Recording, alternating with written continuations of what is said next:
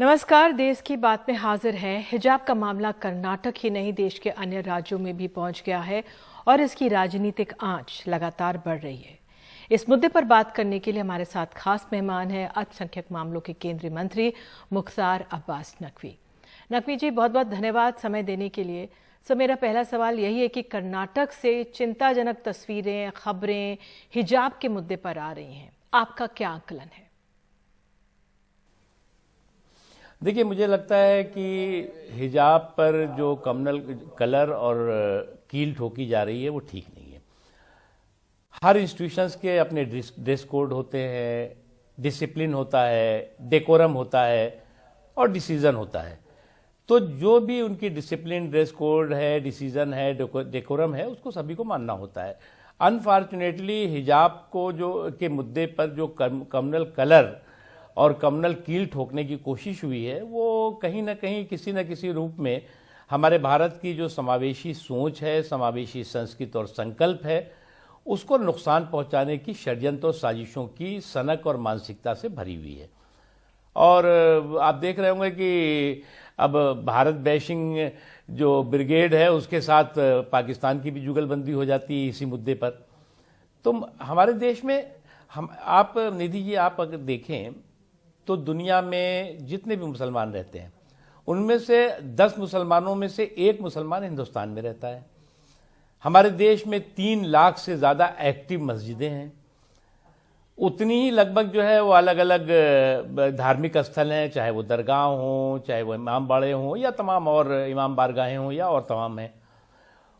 उससे भी ज़्यादा महत्वपूर्ण है कि आप जिस वक्त बंटवारा हुआ था इस मुल्क में, मेरे मुल्क में अल्पसंख्यकों की जो पॉपुलेशन थी वो लगभग 8%, 7.5% थी। आज जो है वो 22% से ज़्यादा है।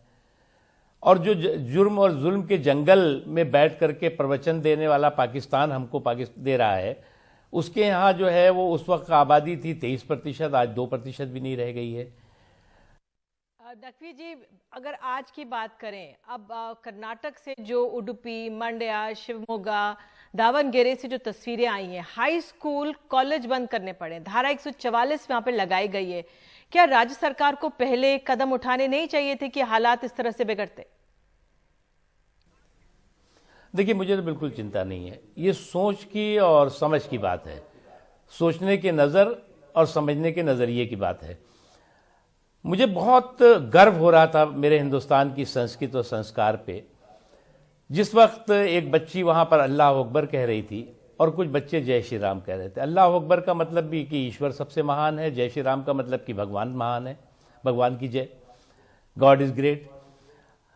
तो निधि जी, एक बात ये बताइए कि क्या किसी और देश में, जिस देश की संस्कृति, संस्कार सहिष्णुता से भरे न हो, समावेशी सोच से भरे न हो, वहाँ पर जो है वो कोई बच्ची बहुत गर्व के साथ अल्लाह अकबर भी कहे और बच्चे जय श्री राम कहें और एक ही सड़क पर और एक ही समय में कहें, ये तो मेरे देश की ताकत है। लेकिन सर, जिस हालात में लड़की ने कहा या उन लड़कों ने जिस तरह से कहा, क्या वो आपको सामान्य हालात दिख रहे थे? वो एक लड़की और इतने सारे लड़के और जिस तरह से नारेबाजी हो रही थी, हालात तो ठीक बिल्कुल नहीं थे।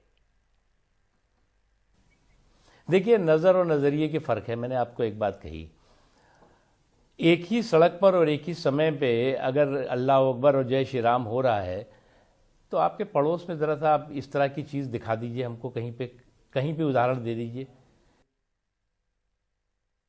लेकिन सर, पड़ोस की बात ना करें, लेकिन हालात ऐसे हो गए कि स्कूल, कॉलेज बंद करने की नौबत आई। हम हर चीज़ को सकारात्मक, ये देश जो है वो आज, अगर इतनी दिनों से, आज हम 75वें वर्षगांठ आज़ादी की मना रहे हैं, तो मेरे देश में किसी मस्जिद में धमाकों में बेगुनाह लोग नहीं मारे जा रहे हैं।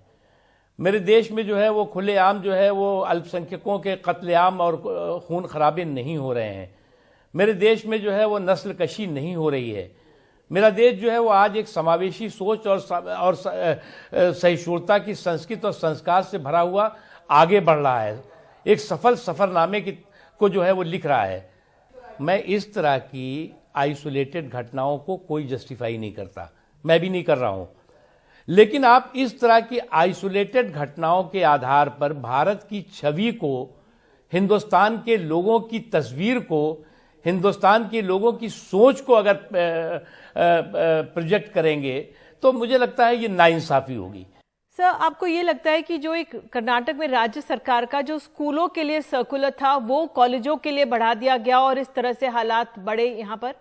देखिए, मैं वहाँ के जो शायद एजुकेशन मिनिस्टर हैं उनका बयान आज मैंने देखा। उन्होंने कहा कि आप स्कूल से बाहर कैंपस के अंदर जो ड्रेस कोड है, जो डिसिप्लिन है, उसको आप पालन करें और उसमें ना कोई भगवा पहन के जाए और ना कोई बुर्का पहन के जाए, अगर उस इंस्टीट्यूशन का ऐसा ड्रेस कोड है। अब ऐसे तो इस देश में जो है 50,000 से ज़्यादा माइनॉरिटी इंस्टीट्यूशन चल रहे हैं, 50,000 से ज़्यादा मदरसे भी चल रहे हैं, उनके अपने होंगे। लेकिन जो इस तरह के ड्रेस कोड होते हैं, उन ड्रेस कोड्स के आधार पर ही जो है वो आपको डिसीजन करना होता है कि आपको इस इंस्टीट्यूशन में पढ़ना है या नहीं पढ़ना है। अब कुछ लोग जो है वो बहुत इसको लेकर के तू मैं कर रहे हैं। अरे भाई, आप जो भी समाज के लोग हैं उनको आप आइसोलेट क्यों करना चाहते हैं? क्यों आप आइसोलेशन में जो है उनको रखना चाहते हैं? उनको जो है वो समाज के तरक्की के बराबर की हिस्सेदारी, भागीदारी करने दीजिए। अब आप एक इशू को लेकर के, ये कोई कम्युनल इशू नहीं है, ये शुद्ध रूप से उस इंस्टीट्यूशन के डिसीजन के, इंस्टीट्यूशन की डिग्निटी से जुड़ा हुआ, उस इंस्टीट्यूशन के डिसिप्लिन से जुड़ा हुआ और ड्रेस कोड से जुड़ा हुआ है। इस पे आप कम्युनल तड़का लगा देंगे तो कैसे होगा? नकवी जी, अगले साल वहां पर विधानसभा चुनाव है, उत्तर प्रदेश में भी चुनाव है। कौन भड़का रहा है इन छात्रों को? कौन है हिंसा युवाओं छात्रों के पीछे? देखिए, एक आज मैंने सुबह एक दो दिन पहले तो कांग्रेस पार्टी के एक बड़े नेता का बयान देखा मैंने। अब वो कहते हैं ना कि पहाड़ से गिरे तो खजूर पे अटके। अब वो गए थे जो है वो गंगा स्नान करने, वहाँ पे उनके हिजाब गले लग गया।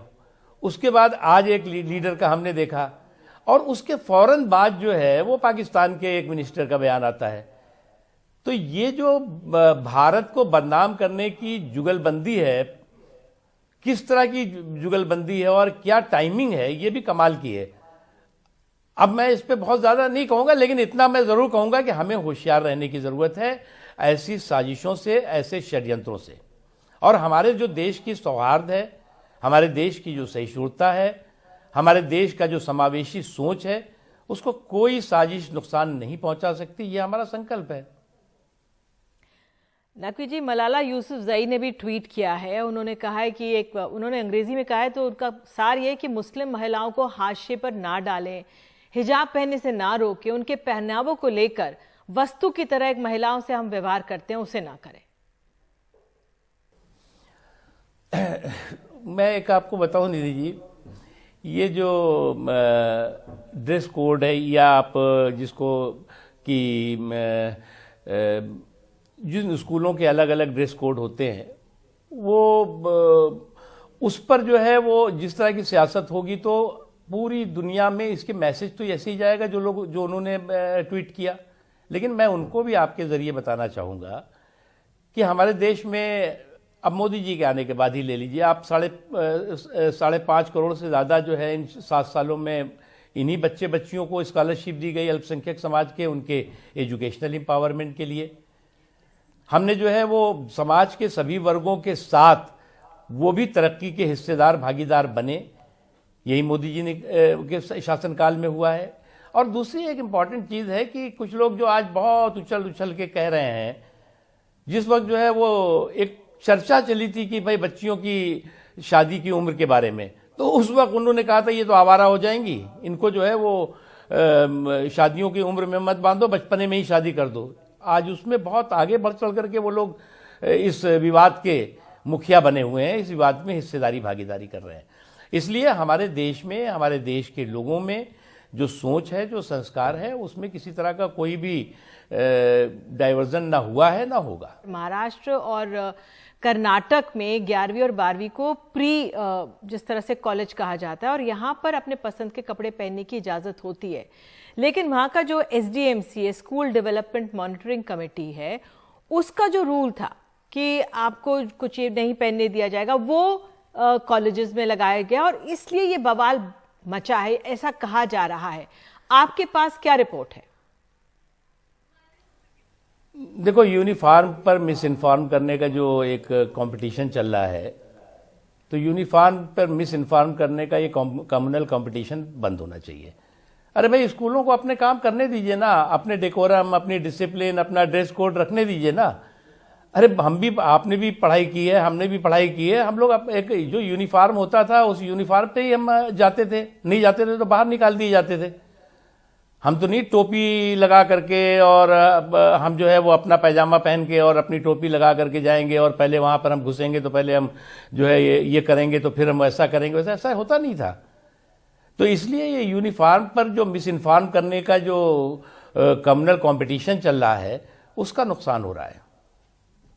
जी, आपने भी वो तस्वीरें देखी होंगी जब एक शिक्षण संस्थान में भगवा झंडा फहराया गया, फिर आज कहा गया कि तिरंगा लहराया गया। वहां पे चिंता हुई आपको जो कल वहां पे हुआ? नहीं, मैंने तो आपको शुरू में बताया कि जो मैंने देखा था, पहली बात तो क्या है कि अभी सोशल मीडिया पे क्या दिखता है और क्या होता है, इस पे बहुत ज़्यादा चीज़ों पे बहुत हम यकीन करते नहीं हैं, और ना यकीन हमें किसी को करना चाहिए, क्योंकि सोशल मीडिया तो काफ़ी कुछ एंटी सोशल एक्टिविटी भी करता है। लेकिन मेरा एक ही कहना है कि हमारे देश में आपको भी गर्व होगा, हमको भी गर्व होगा, और जो आपके दर्शक हैं उनको भी, ये सुनने वाले हैं उनको भी गर्व होगा कि ये मेरे देश में ही संभव है। मैं फिर आपसे एक बार कह रहा हूं, मैं तो कह रहा हूं ना कि इसको नजर और नजरिए के साथ देख रहा हूं मैं। ये मेरे देश में ही संभव है कि एक ही सड़क पर और एक ही समय पे पूरे जोश और पूरे जुनून और जज्बे के साथ लड़की अल्लाह अकबर कहती है, यानी कि ईश्वर महान है, और बच्चे जो है जय श्री राम कहते हैं, यानी भगवान महान है। ये मेरे देश में ही है, हो सकता है। अगर कहीं और होता तो सिर काट दिए जाते। किसी इस्लामी देश या खासतौर से अफगानिस्तान और पाकिस्तान में हो सकता था क्या? लेकिन आप अफगानिस्तान पाकिस्तान का जिक्र करें नकवी जी, लेकिन बार बार आप मंड्या की लड़की का जिक्र कर रहे हैं, लेकिन आप उसके हालात पर गौर नहीं कर रहे हैं, अनदेखी कर रहे हैं उसकी, जिस परिस्थिति को जो वो थी उसको नजरअंदाज कर रहे हैं। कोई नजरअंदाज हम नहीं कर रहे हैं। आप अच्छा, मैं आप ये बताइए, उस बच्ची के साथ मैंने बहुत गौर से देखा, मुझे उसी वक्त जो है वो लोगों ने वहां से वीडियो भेजा। वो बच्चे जो खड़े हुए थे, क्या किसी ने उन्होंने जबरदस्ती की, किसी ने हाथापाई की, किसी ने मारपीट की, किसी ने कोई हंगामा किया? लेकिन सर उसको डराया धमकाया जा रहा था ना? नहीं, अब ये डरा, मैं आप इंटरनली कैसे कह रही हैं कि डराया? कि उस किसी ने सुना आपने कि कोई डरा रहा है उसको? मुझे लगता है कि ये जो एक इस वक्त का जो तूफान है उसको निकलने दीजिए, लेकिन इस तूफान में इस देश के संस्कार, संस्कृति और सहिष्णुता और संविधान को मत बहने दीजिए। तूफान में निकलने दीजिए, आप बड़ी बात कह रहे हैं, लेकिन आखिर में सर एक सवाल, चिंता नहीं है कि राजनीतिक फायदे के लिए छात्रों का इस्तेमाल हो रहा है? अच्छा, अब एक बात आप बताइए, कल या परसों 2 दिन पहले एक कांग्रेस पार्टी के लीडर का इसी हिजाब के हॉरर हंगामे पे बयान आता है, उसके बाद एक उनकी फिर कांग्रेस के लीडर का बयान आता है, और उसी के साथ लगा पाकिस्तान का बयान आ जाता है। तो ये क्या हमने जाकर के कहा था कि पाकिस्तान से बयान दे दो, या हमने कांग्रेस के लीडर से कहा था क्या कि बयानबाजी कर दो आप? तो इसलिए आप इस इश्यूज को, इस मुद्दों पर को कम्युनल कलर और कम्युनल कील ठोकने की कोशिश करते हैं, ये नहीं होना चाहिए। और जहां तक सवाल है बच्चों का, कोई, हम लोग भी छात्र आंदोलन में से आए हैं, सैकड़ों बार जेल गए हैं, दंडे खाए हैं, पिटाई खाई है। किसी भी मुद्दे पे आंदोलन करते थे तो बड़े बड़े उसमें धाराएं लगा दी जाती थी, लेकिन हमने तो कभी नहीं कहा कि ये सरकार जो है वो राजद्रोही हो गई है, ये सरकार जो है वो छात्रों की आवाज को जो है वो दबा रही है। ये तो एक हमारे देश की जो लोकतांत्रिक परंपरा, लोकतांत्रिक व्यवस्था है, उस व्यवस्था में आंदोलन भी होगा, आवाजें भी उठेंगी, सरकारें भी चलेंगी, सरकारें अपना काम करेंगी, सरकारें कोई काम पसंद नहीं आएगा तो संसद से सड़क तक उस पर समर्थन भी होगा, विरोध भी होगा। ये तो एक प्रक्रिया है। इस प्रक्रिया को हमने कमजोर नहीं होने दिया, ना कमजोर हो पाएगा। अगर कभी कोई आप 75-76 में कमजोर होने की कोशिश भी हुई तो देश ने उसे जो है वो, जिसने कमजोर करने की कोशिश की उसको कमजोर कर दिया। नकवी जी, आप जुड़े, बहुत बहुत धन्यवाद। और वाकई में नकवी जी के इंटरव्यू को मैं बार बार सुनना पड़ेगा, समझना पड़ेगा कि हमारे अल्पसंख्यक मामलों के केंद्रीय मंत्री क्या संदेश दे रहे हैं, क्या संकेत दे रहे हैं। उन्होंने कहा है कि यूनिफॉर्म पर कम्युनल कंपटीशन ना हो, कम्युनल कील ना ठोकी जाए। और वाकई में जो इस तरह से चिंताजनक स्थिति है, एक न्यू इंडिया में हम लोग रह रहे हैं, शायद ये उसके संकेत है। एक छोटा सा ब्रेक हम ले रहे हैं। ब्रेक के बाद हम आपको मध्य प्रदेश ले जाएंगे। मध्य प्रदेश में किस तरह से बच्चों को देरी के नाम पर, फीस देरी के नाम पर 10,000 रुपए का विलंब शुल्क मांगा जा रहा है, इस पर गौर करेंगे।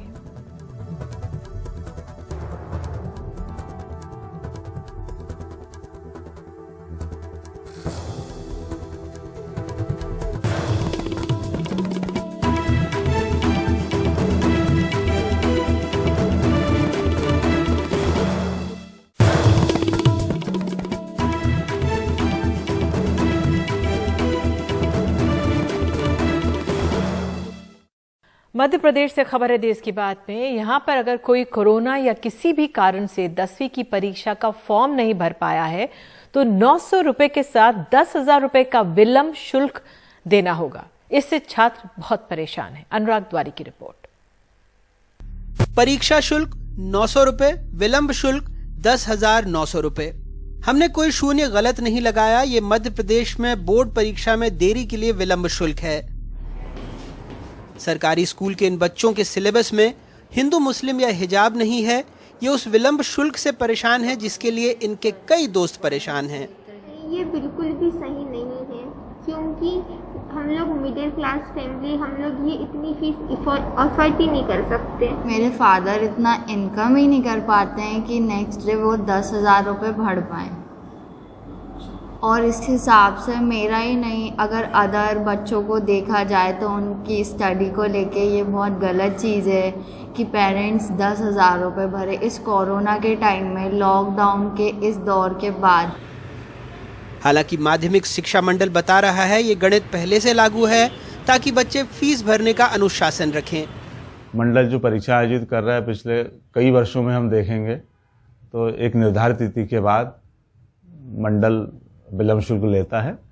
और विलंब शुल्क का प्रावधान विश्वविद्यालय, जितने भी भारत में मंडल है, माध्यमिक शिक्षा मंडल है, परीक्षा बोर्ड है, CBSE बोर्ड है, सभी बोर्ड में परीक्षा की निर्धारित तिथि के बाद परीक्षा फॉर्म भरने के लिए विलंब शुल्क का प्रावधान है। कोरोना काल में फीस का गणित अभिभावकों को परेशान कर रहा है। पिछले साल मंत्री जी का ये सुझाव अभिभावकों का था, इस साल वो गणवेश की फिक्र में हैं।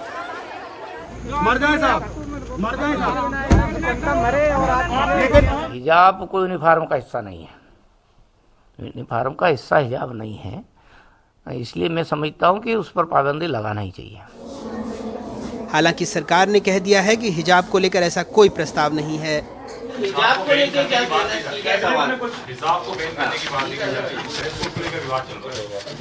कोई भी विवाद नहीं है और ऐसा कोई भी प्रस्ताव मध्य प्रदेश सरकार के पास विचाराधीन नहीं है। वैसे काश सरकार डिंडौरी के झोपड़े वाले स्कूल, धार के लुन्हेरा बुजुर्ग में टाट पट्टी पर बैठे बच्चों के स्कूल की जर्जर इमारत में बंधे मवेशियों या विदिशा के स्कूल में मैदान में बने खेत की सुध लेती।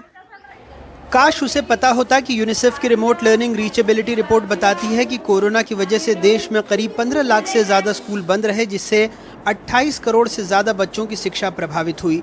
मध्य प्रदेश में 99,987 सरकारी स्कूलों में 1,582 स्कूलों के पास बिल्डिंग नहीं है, 43,351 स्कूलों में बिजली नहीं है, 2,760 स्कूलों में लड़कियों के लिए शौचालय नहीं है। ये खबर सिर्फ आंकड़े नहीं, सरकारी प्राथमिकताओं की भी बानगी है। आप समझिए कि कैसे सरकारें सिर्फ सुर्खियों के प्रबंधन में लगी हुई हैं। कोरोना के इस दौर में अगर सरकारी कंप्यूटर खराब हों, आप बीमार हों, तो भी हर्जाना आप ही को भरना पड़ेगा, वो भी 10 गुना तक। बाकी अगर पाठ्यक्रम में रोजगार, शिक्षा के कठिन सवाल हों तो उसे बदलने के लिए हिंदू मुस्लिम का सिलेबस तो आ ही जाता है। भोपाल से कैमरा पर्सन रिजवान खान और राजू बाथम के साथ अनुराग द्वारी, NDTV इंडिया।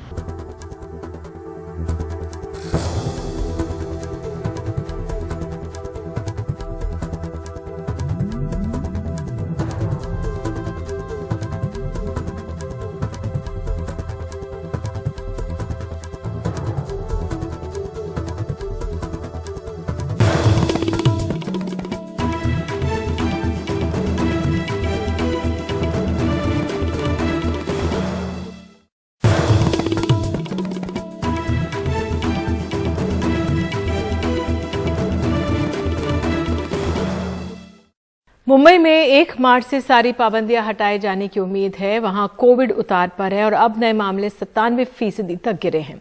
जंबो सेंटर 95% खाली है और पॉजिटिविटी रेट 30% से घटकर 1.2% पर आ गई है। शहर के लोगों ने पिछले महीनों में मुश्किल और लंबी पाबंदियां झेली हैं, लेकिन अब जल्द ही पाबंदियां घटाकर शहर को पूरी तरह खोलने की तैयारी की जा रही है।